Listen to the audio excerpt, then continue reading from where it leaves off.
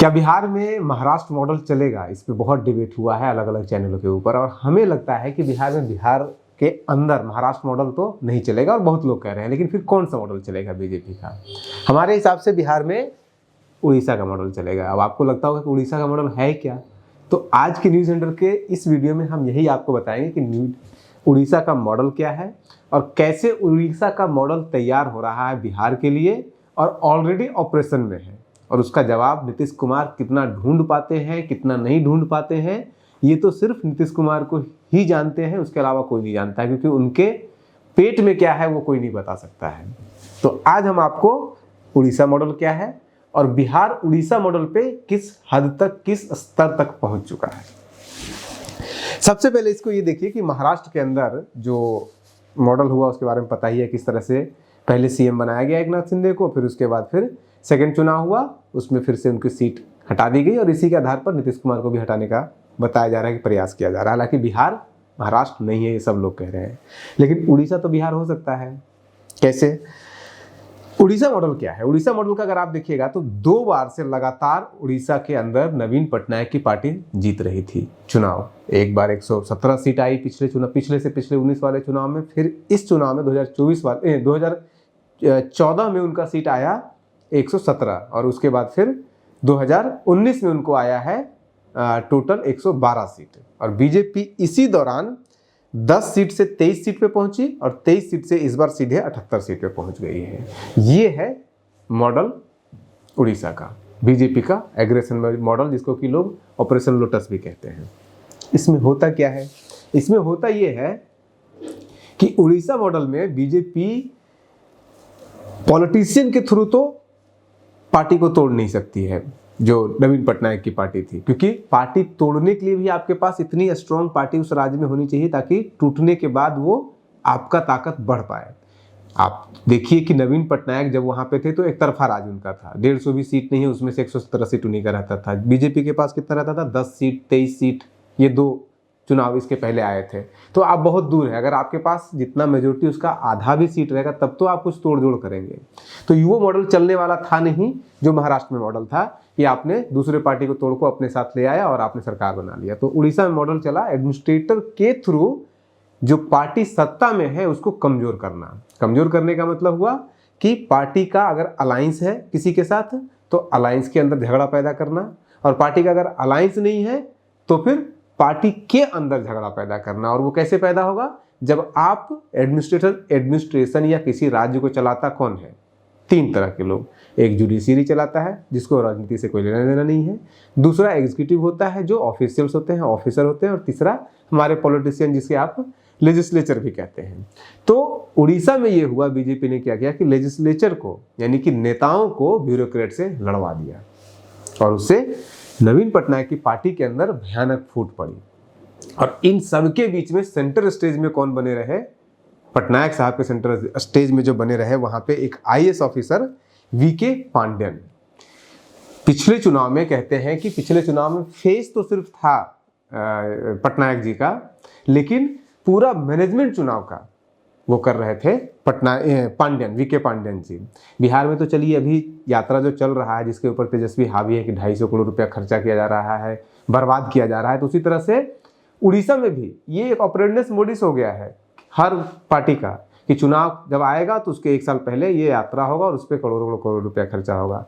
उसी तरह से उड़ीसा में भी 2023 में एक यात्रा शुरू हुआ, लेकिन इंटरेस्टिंगली उस यात्रा को लीड किया वहाँ के सीएम ने नहीं, क्योंकि उनका हेल्थ खराब है, जैसे बिहार के सीएम का हेल्थ ज़्यादा बढ़िया नहीं है।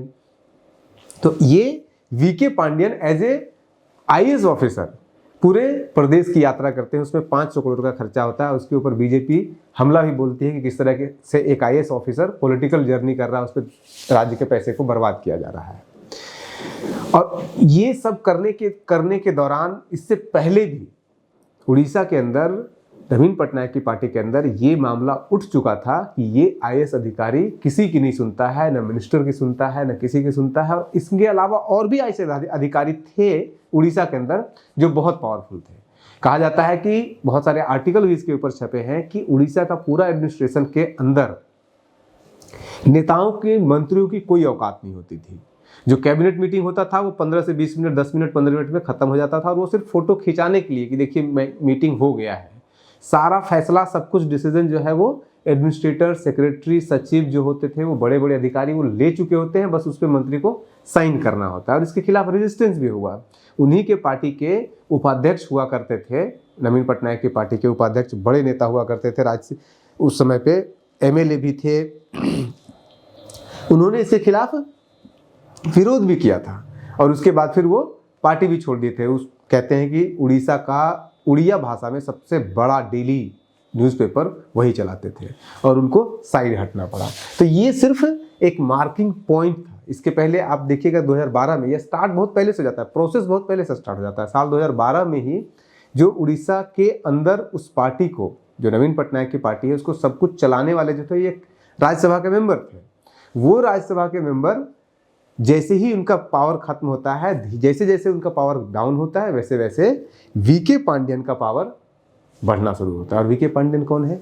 अब यहाँ पे इंटरेस्टिंग देखिए कि दो नेता माने जाते हैं देश के अंदर जिनको अपने नेताओं के ऊपर भरोसा नहीं है, अपने सहयोगियों के ऊपर भरोसा नहीं, अपने पार्टी के लोगों के ऊपर भरोसा नहीं, बल्कि उनको एडमिनिस्ट्रेटर के ऊपर ज़्यादा भरोसा माना जाता है। एक नीतीश कुमार, आप भी जानते हैं, यहाँ पे भी बहुत सारे न्यूज़ बन चुके हैं कि कैसे बिहार का पूरा सिस्टम जो है वो चलाया जा रहा है एडमिनिस्ट्रेटर के द्वारा, 4 IAS अधिकारी के द्वारा। चाहे फिर उसमें मीना जी का नाम हो, चाहे फिर उसमें प्रत्यय अमृत का नाम हो, चाहे फिर उसमें अनुपम कुमार का नाम हो, इन सभी का नाम, या फिर इसके पहले आमिर सुहानी का नाम होता था। लेकिन IAS अधिकारी ही इस राज्य को चलाते हैं और विपक्ष भी इसी पे हमला बोलती है। तेजस्वी यादव भी यही कह रहे हैं। अभी DK टैक्स का मामला पूरा चल रहा है, उसका भी मामला ये है कि एक वो IAS अधिकारी के बारे में बात कर रहे हैं। उसके ऊपर हम एक अलग से वीडियो बना के देखें कौन है आखिर वो DK जिसके बारे में चर्चा कर रहे हैं, ये आरोप लगा रहे हैं, अभी तक नाम पब्लिक हुआ नहीं है। तो ये पुराना मॉडल है कि IAS अधिकारी ज़्यादा पावरफुल हो जाते हैं। बिहार में भी, जैसे उड़ीसा में हमने आपको बताया, एग्जाम्पल दिया कि किस तरह से वहाँ पे मंत्रियों का वहाँ पे कोई औकात नहीं होता था, कैबिनेट मीटिंग की कोई वैल्यू नहीं होती थी, सारा कुछ IAS अधिकारी लोग करते थे। और यही कारण है कि वो यात्रा खत्म करने के बाद वीके पांडियन पार्टी ज्वाइन करते हैं, पूरा कैंपेन को लीड करते हैं और पार्टी बर्बाद। जो पार्टी 2014 के चुनाव में, उसके पहले उसके चुनाव में 117 सीट लाती है, उसके 2019 के चुनाव में 112 सीट लाती है, वो पार्टी इस चुनाव में सत्ता से बाहर जाती है, मात्र 51 सीटें आती है उसको। लोकसभा चुनाव में 12 सीट आया था 2019 में, जब मोदी की लहर थी, जब क्लीन स्वीप हुआ था वो इलेक्शन, तब 12 सीट आया था 21 सीट वाले उड़ीसा के अंदर। और इस बार जब मोदी की उतनी लहर नहीं थी, तब उनको एक भी सीट नहीं आया है। 12 सीट आया था 2019 में और इस बार एक भी सीट बीजेडी को नहीं आया उड़ीसा में। और बीजेपी सीधे जो है वो 8 से बढ़ के सीधे 21 में से 20 सीट पे कब्जा कर ली। तो ये सब कुछ कहते हैं कि अगर एक व्यक्ति जिसके ऊपर पूरा ठीकरा फोड़ा जा सकता है तो वो वीके पांडियन है, क्योंकि इन्होंने ही पूरा लीड किया, पूरा कैंपेन, पूरा पार्टी यही संभाल रहे थे। और ये जब यात्रा कर रहे थे तो बहुत सारे डिस्कंटेंट जो पार्टी के अंदर था, लोगों के अंदर जो डिस्कंटेंट था, हालांकि लोग कहते हैं खुश थे इनसे, क्योंकि जब एडमिनिस्ट्रेटर काम करता है तो उसमें पॉलिटिक्स नहीं होती है, उसमें भेदभाव ज़्यादा नहीं होता है, क्विक डिसीजन होता है, तो आम जनता खुश होती है। जैसे कि कोई भी जो तानाशाह का शासन होता है, चाहे वो पाकिस्तान में तानाशाह का शासन हुआ हो, चाहे फिर हिंदुस्तान में इंदिरा गांधी का शासन हुआ हो, उस समय जनता जो है वो खुश रहती है कि ट्रेन बहुत टाइम पे चल रहा है, काम बहुत आसानी से हो रहा है। तो उसी तरह से उड़ीसा में जनता खुश थी कि करप्शन कम हो गया है, काम बहुत तेजी से हो रहा है। लेकिन जो नेता लोग थे वो खुश नहीं थे, क्योंकि नेताओं का इनकम बंद हो गया, तो नेताओं का नेतागिरी बंद हो गया था, उनका कोई पावर नहीं बचा था। तो इनके ऊपर यात्रा के दौरान कई जगह पे स्याहियाँ फेंकी गई थी, कई जगह पे अंडे इनके ऊपर फेंके गए थे, बहुत तरह के हमले हुए थे। अब आइए बिहार में, कि उड़ीसा में इस तरह से हो रहा था। और उड़ीसा में सिर्फ ये अकेले अधिकारी नहीं थे, उड़ीसा में और भी इनके जैसे, और भी इनका तो बहुत ज़्यादा ये हावी हो गया। हालांकि इनकी पत्नी भी वहीं पर IAS अधिकारी है, उसी उड़ीसा के अंदर IAS अधिकारी है। उसके अलावा और भी अधिकारी हैं जो बहुत क्लोज थे। उसमें हम नहीं जाते हैं कौन कौन थे, नाम यहाँ पे आपको लिख देते हैं, यहाँ पे आप खुद देख लीजिएगा। अब इसके बाद आ जाइए आप बिहार में, और कैसे इनके बीच में और बिहार के बीच में सिमिलरिटी है। इसी उड़ीसा कैडर के एक और अधिकारी थे। जिस साल में पांडियन जी ज्वाइन करते हैं उड़ीसा कैडर को, उड़ीसा में नौकरी ज्वाइन करते हैं, उसी साल मनीष वर्मा भी ज्वाइन करते हैं, जो अभी जदयू ज्वाइन कर चुके हैं। जिस जिले में वो ज्वाइन एसडीओ बनते हैं पांडेयन जी, वीके पांडेयन, उसी जिले में ये भी जो है वो मनीष वर्मा भी वहीं पे बनते हैं। जितना वीके पांडेयन करीबी माने जाते हैं इनके पटनायक जी के, मुख्यमंत्री के, उतना तो नहीं, लेकिन मनीष वर्मा भी अच्छे खासे करीबी माने जाते थे जब तक वो थे उड़ीसा के अंदर। अब मनीष वर्मा आ चुके हैं बिहार के अंदर, तो मनीष वर्मा तक से एक वीक की वीडियो हमने आपको मनीष वर्मा के ऊपर अलग से बनाया, किस तरह से मनीष वर्मा का क्या काम किया था उन्होंने उड़ीसा के अंदर और कैसे उड़ीसा से वो बिहार आए, क्यों आए, उसके ऊपर एक अलग से बना दिया, उसमें नहीं जाएंगे।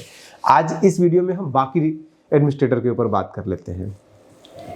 जैसे वीके पांडेयन और उनके बारे में अगर आप देखिएगा, और बिहार के जो एडमिनिस्ट्रेटर है जो अभी सब कुछ संभाल रहे हैं, उसमें अगर सिमिलरिटीज अगर आप देखिएगा काम करने के तरीके में, तो एडमिनिस्ट्रेटर के ऊपर पहले दिन से, जब से सरकार में आए हैं नीतीश कुमार 2005 में के एंड में, तब से एडमिनिस्ट्रेटर पे ज़्यादा भरोसा करते हैं। किसी को मिनिस्टर भी बनाते हैं तो उसका पूरा कंट्रोल अपने हाथ में रखते हैं, और वो कैसे उसके खिलाफ विद्रोह भी हुआ है वो भी हम आपको बताएंगे।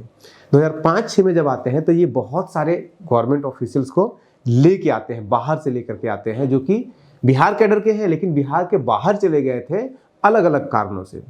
जैसे कि आपके नामों में अगर आप देखिएगा तो आरसीपी सिंह हो गए, उनको लाया गया, मनीष वर्मा को लाया गया, जैसे मैंने बताया, प्रत्यय अमृत है वो भी बाहर थे, दीपक कुमार हैं वो भी अभी भी बाहर है, वो उनको भी लाया गया था, वो भी बाहर ही थे, आमिर सुबहानी को लाया गया, चंचल कुमार को लाया गया, अभयानंद जी को लाया गया जो IPS जिनका बहुत फेमस हुए थे, ऐसे बहुत सारे ऑफिशियल्स को लाया गया। इन ऑफिशियल्स में बहुत सारे बिहारी मूल निवासी थे और बहुत सारे बाहर के थे, लेकिन आपको इसमें एक डिफरेंस दिखेगा। नीतीश कुमार के पहले 5-7 साल में अगर आप देखिएगा, या 10 सालों के अंदर पहला जो टर्म था, फर्स्ट हाफ जो है, उसमें वो बिहार के IAS अधिकारियों के ऊपर ज़्यादा भरोसा करते हैं। जैसे कि आरसीपी को पूरा का पूरा पार्टी समय दे दिया था ना। एक टाइम था जब आरसीपी सिंह के बाद नंबर 2 पे कोई होते थे तो ये चंचल कुमार होते थे, दीपक कुमार हुआ करते थे, ये लोग होते थे मेन, और ये तीनों बिहारी है, प्रत्यय अमृत भी बिहारी है। लेकिन जैसे जैसे उनको बिहारी IAS अधिकारियों से धोखा मिलना शुरू हुआ, उसका सबसे बढ़िया एग्जांपल आया आरसीपी सिंह का, किस तरह से उन्होंने आरसीपी सिंह ने पूरा पार्टी को खा गए थे। तो उसके बाद वो बिहार के IAS अधिकारियों पे भरोसा करना बंद कर दिए, और उसके बाद बाहर के IAS अधिकारियों पे ज़्यादा भरोसा करना शुरू कर दिया। यही कारण है कि आज अगर आप देखिएगा तो कहा जा रहा था इनके मीना जी के सेक्रेटरी बनने से, मुख्य सचिव बनने से पहले, कि जो चंचल कुमार है जो यहाँ पे 2022 तक थे और बड़े पद पे थे, कहा जा रहा था कि उनको वापस बुलाया जाएगा, लेकिन वो चूंकि इसी अररिया जिले से हैं, इसी बिहार से हैं, तो उनका पत्ता कट गया, एक बाहर वाले को प्रेफरेंस दिया गया। इसी तरह से और भी आप उठा लीजिए कोई भी नाम जिनको कि आज के डेट में बिहार के अंदर बहुत ज़्यादा स्पेस दिया जा रहा है, चाहे वो के पाठक क्यों ना हो, तो सब लोग बाहर से हैं, तो बाहर के लोगों को ज़्यादा स्पेस दिया जा रहा है, जैसे कि उड़ीसा के अंदर भी स्पेस दिया गया बाहर के लोगों को। अब इसके कारण जैसे डिस्प्यूट उड़ीसा के अंदर हुआ मंत्रियों के बीच में और अलायंस, क्योंकि उड़ीसा के अंदर अलायंस था नहीं बीजेपी जनता दल के पार्टी का, तो वहाँ पे अलायंस तोड़ने की जरूरत थी नहीं, वहाँ पे डायरेक्ट पार्टी तोड़ने की जरूरत थी। यहाँ पे बिहार के अंदर पहले आपको अलायंस तोड़ना है और साथ में पार्टी तोड़ना है, 2 काम करना है एडमिनिस्ट्रेटर के थ्रू। अलायंस तोड़ने में अगर आप ध्यान से गौर से अगर आप कीजिएगा तो 2017 में पार्टी टूटी है, 17 में जब महागठबंधन की सरकार गिरी थी, या फिर 2024 में जो सरकार गिरी है महागठबंधन की, दोनों बार अगर आप देखिएगा तो एडमिनिस्ट्रेटर ने बहुत अहम भूमिका निभाया था इस पार्टी को टूटने में। हालांकि सभी लोग कहते हैं कि पार्टी के टूटने में सुशील मोदी जी ने बहुत अहम भूमिका निभाया था, तो कोई संजय झा का नाम देते हैं, उन लोगों ने अलाइनमेंट किया होगा, लेकिन असल में पार्टी के अलायंस के अंदर नेताओं के बीच में जो आपसी झगड़े बनाए गए थे वो इन एडमिनिस्ट्रेटर के द्वारा बनाया गया था। इसमें बहुत सारे एग्जाम्पल आपको मिल जाएंगे। कहा तो यहाँ तक भी जाता है, क्योंकि नीतीश कुमार का स्टाइल है, किसी भी आदमी को मंत्री बना देते हैं, लेकिन उनका सेक्रेटरी जो होगा उस मंत्रालय का या उस डिपार्टमेंट का, वो कोई भी काम बिना CM हाउस से पूछे नहीं करता है, चाहे वो कोई ट्रांसफर हो या कोई पोस्टिंग हो या कोई ठेका देना हो, बिना CM के नज़र से वो कुछ काम नहीं हो सकता है। तो जब RJD के साथ सरकार बनी तो RJD बड़ी पार्टी थी वहाँ पे बिहार के अंदर, वो अपने मन से, लालू तेजस्वी अपने मन से काम करने का प्रयास किए, नीतीश कुमार के खिलाफ कंप्लेन किए, और ये कंप्लेन के बारे में कहा जाता है कि वो खुद तेजस्वी यादव से भी डायरेक्ट कंप्लेन किए हैं, लालू यादव से भी कंप्लेन किए हैं। कि एडमिनिस्ट्रेटर को काम करने नहीं दे रहा है आपका मंत्री, पैसे लेकर के बाकी चीज लेकर के ट्रांसफर किया जा रहा है, उस पर आरजेडी बहुत ज़्यादा एक्शन नहीं लेती है। और ये बहुत बड़ा कारण बनता है कि सरकार गिरती है 24 में भी और सरकार गिरती है 2017 में भी। एग्जाम्पल के रूप में अगर आप देखिएगा तो इस टर्म में चंद्रशेखर और के पाठक का जो हल्ला हुआ, इतना लड़ाई झगड़ा हुआ, कौन नहीं जानता है कि मंत्री को ही जो है वह उनके ऑफिस में घुसने से मना कर दिया गया, उनके ऊपर हटा दिया गया। इस लेवल का झगड़े हुआ है। जो आपके ये हैं जगदा बाबू के जो बेटे हैं सुधाकर जी, उनके साथ झगड़ा एडमिनिस्ट्रेटर के कारण हुआ है। उसके पहले भी अगर आप देखिएगा तो मदन सहनी कई बार आरोप लगा चुके हैं कि उनका जो है आईएएस अधिकारी उनको घुसने नहीं देता है, उनका फ़ोन नहीं उठाता है। यही दीपक कुमार के बारे में कहा जाता था, मदन सहनी ने नाम लेकर के कहा था कि वो आदमी हमारा फ़ोन ही नहीं उठाता है, न कॉल बैक करता है। इसके बाद फिर उनका भी केस आया था, महेश्वर हजारी का केस आया था। महेश्वर हजारी के एपिसोड में हुआ था कि ये जो चंचल कुमार हैं, उन्होंने डीके और चंचल कुमार दोनों के ऊपर उन्होंने आरोप लगाया था कि ये लोग उनका बात नहीं सुनते थे, कोई ट्रांसफ़र का मामला हो या अलग अलग, और उसमें जीत हमेशा जो होती थी वो एडमिनिस्ट्रेटर की होती थी। जैसे कि चाहे फिर चंद्रशेखर का मामला आप देख लीजिए, जब शिक्षा मंत्री थे, जीत अंत तक किसकी हुई थी? के पाठक की हुई थी। मंत्री पद उनको त्यागना पड़ा था। महेश्वर हजारी का मामला उठा लीजिए, महेश्वर हजारी के मामले में जीत अंत तक किसकी हुई? महेश्वर हजारी हार गए तो उनका डिपार्टमेंट चेंज कर दिया गया था, उनका मिनिस्ट्री चेंज कर दिया गया था, और ये चंचल जी जो है वो बने रह गए थे। इसी तरह से मदन सहनी वाले में देखिएगा तो मदन सहनी को इतना प्रताड़ित किया गया कि वो खुद से रिजाइन दे दिए कि हम रहेंगे नहीं इस अलायंस में। तो इस तरह से अलायंस को तोड़ा गया, एडमिनिस्ट्रेटर के थ्रू तोड़ा गया, एडमिनिस्ट्रेटर के एरोगेंस से तोड़ा गया। अब यही एडमिनिस्ट्रेटर आज के डेट में अगर आप किसी जदयू के कार्यकर्ता से पूछिएगा तो वो इस बात का कंप्लेन जरूर करते हैं, अंदर मन से ही सही, ऊपर से नहीं कर सकते हैं, कि एडमिनिस्ट्रेटर को इतना पावर दे दिया गया, चाहे वो डीएम हो, कलेक्टर हो, कोई भी हो, कुछ सुनता ही नहीं है किसी भी कार्यकर्ता का। तो कार्यकर्ता के साथ आम जनता क्यों जुड़ेगी? भाई आम जनता का हमारे पास इतना पावर ही नहीं कि हम कुछ काम करा सके किसी अधिकारी से, तो फिर आम जनता हमसे क्यों जुड़ेगी और हमें क्यों वोट देगी? तो ये एक कंसर्न है, छोटा कार्यकर्ता जदयू का हो चाहे बड़ा कार्यकर्ता जदयू का, सबका कंसर्न है कि अधिकारी उनका कुछ सुनता ही नहीं है, और इसके कारण पार्टी कमजोर होती है। कोई भी पार्टी इससे कमजोर होती है। ये एक मोडस ऑपरेंडिस है काम करने का, जहां पे कि आप स्टेट के दो इंपॉर्टेंट पिलर को आपस में लड़ा देते हैं ताकि स्टेट का पूरा सिस्टम कोलैप्स कर जाए, और पार्टी के अंदर भी ऐसे ही कोलैप्स कर जाता है जैसे कि नवीन पटनायक का वहां पे कोलैप्स हुआ। पूरा पार्टी स्ट्रक्चर ही खत्म हो गया। इलेक्शन लड़ेगा कौन? एडमिनिस्ट्रेटर कह रहा है कि हम चुनाव लड़ रहे हैं, नेता कह रहा है कि हम चुनाव लड़ रहे हैं, लेकिन भाई इलेक्शन तो पार्टी खड़ा तो कैंडिडेट होगा नेता, तो नेता को जुतवा तलवा चाटना पड़ेगा एडमिनिस्ट्रेटर का। अगर आपको जीतना है, आपको टिकट चाहिए, आपको इलेक्शन में कैंपेन में फंड चाहिए कोई भी काम के लिए, जब पूरा पार्टी एडमिनिस्ट्रेटर चला रहा है तो उसके कारण डिस्प्यूट हुआ, और वहाँ पे जो हालत हुई वो सबको पता है। वही हालत बिहार में धीरे धीरे उस तरफ बढ़ रहा है। लेकिन अब सवाल ये उठता है कि क्या अगर महाराष्ट्र बिहार नहीं है तो क्या बिहार उड़ीसा हो सकता है? या बिहार उड़ीसा भी तो नहीं है ना, और नीतीश कुमार नवीन पटनायक भी नहीं है। लोग आज के डेट में, नवीन पटनायक साइलेंट पॉलिटिशियन थे, उनका नेशनल राजनीति में, राष्ट्रीय राजनीति में कोई दखल नहीं था, कोई इंटरफेरेंस नहीं था, ना तो उनको कोई मतलब होता था ज़्यादा। लेकिन हिंदुस्तान की राजनीति में कम से कम पिछले 10 सालों से, 2015, 14-15 के चुनाव से, उसके पहले से, अगर कोई एक चीफ मिनिस्टर, अगर कोई एक राज्य स्तर का नेता जो पूरे हिंदुस्तान की राजनीति में नरेंद्र मोदी के बाद सबसे ज़्यादा अपना प्रेजेंस बनाए हुए, तो वो नीतीश कुमार हैं, और उनका राष्ट्रीय राजनीति में दखल भी है, इंटरेस्ट भी है। तो आप नवीन पटनायक से या उड़ीसा से कंपेयर नहीं कर सकते हैं। यही कारण है कि ऐसा नहीं है कि जो महाराष्ट्र मॉडल है वो बिहार में ट्राई नहीं किया गया है। बिहार में महाराष्ट्र मॉडल ट्राई किया जा चुका है, एक नहीं 2 बार किया जा चुका है, लेकिन बीजेपी दोनों बार फेल हुई है। और ऐसा भी नहीं है कि बिहार के अंदर जो उड़ीसा मॉडल है वो बिहार में ट्राई नहीं किया गया है, दोनों ट्राई किया गया है। पहले मांझी जी के थ्रू 2014 में ट्राई किया गया जो महाराष्ट्र मॉडल है कि पार्टी को तोड़ दो, जदयू को तोड़ने का पूरा प्रयास किया गया था। उसके बाद फिर अलायंस को तोड़ दो, पार्टी को तोड़ दो, उसके लिए चिराग मॉडल लाया गया, वो भी नहीं चला।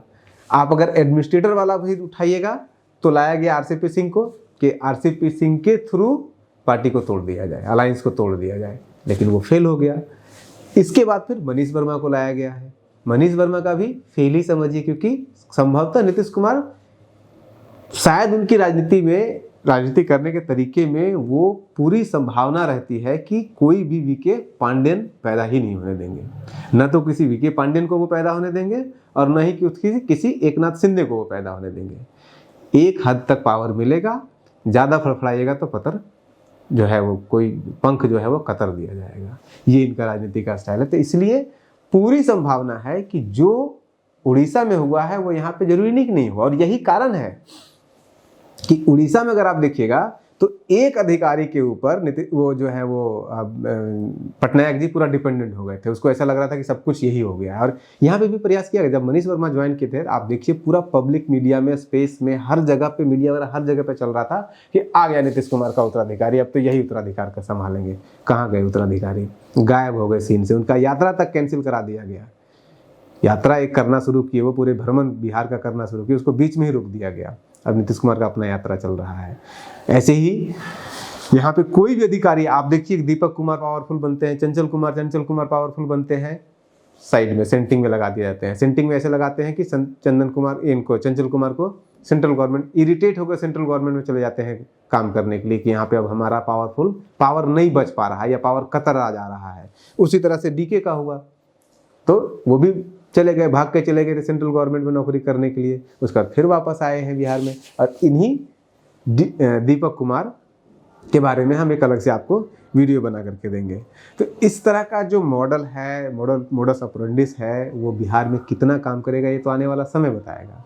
लेकिन इतना तो तय है कि बिहार अगर महाराष्ट्र नहीं है तो बिहार उड़ीसा भी नहीं है। और अगर नीतीश कुमार एकनाथ शिंदे नहीं है तो नीतीश कुमार नवीन पटनायक भी नहीं है। आप बने रहिए न्यूज़ हंटर के साथ। अभी चुनाव में समय है और बहुत कुछ बिहार दिखाने वाला है पूरे हिंदुस्तान को। नमस्कार।